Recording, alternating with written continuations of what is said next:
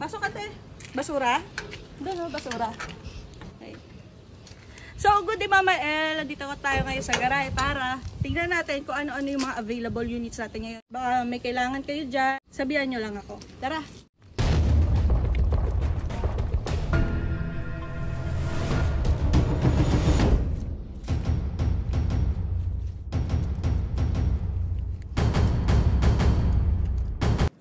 Kung gusto nyo makita yung mga details ng kotse, visit nyo yung page ko na Elka. Kita-kita nyo naman, ayan, alagang-alaga mga yan.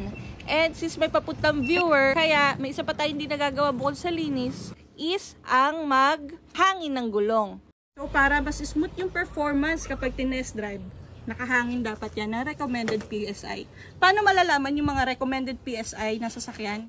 Dito sa mga door jamb niya, ayan, dapat nakasunod yan. For safety na rin natin ng mga sumasakay kasi tama yung pagkalapat niya sa kalsada. Nakakatulong din to sa pag-optimize ng fuel consumption. Kasi kapag ang gulong underinflated, mas malaki yung rolling resistance niya na nangangailangan ng mas maraming energy or fuel para mapatakbo yung sasakyan. At ang pinaka sa lahat, nagpapahaba to ng tread life ng gulong natin. Ito nga pala yung ginagamit ko, Mama El. Ito mas maganda yung quality.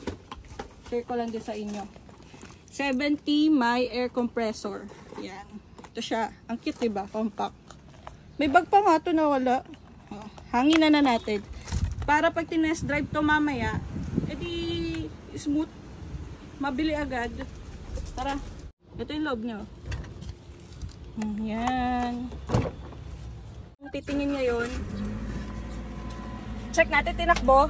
Oh, batang-bata. Sariwa-sariwa tinakbo. 22K odo lang.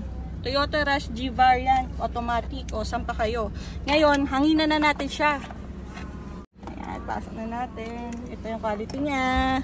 Let's check. So, tingnan natin ang recommended dito. 34 yung harap, 38 yung likod. Pasa, 34. Ayan.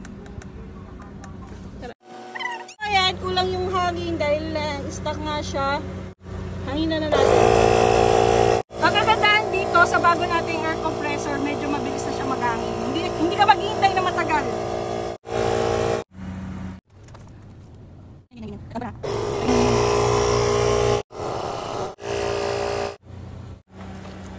Okay na po. Yan, okay na. Quality check ko lang din muna bago dumating yung viewer.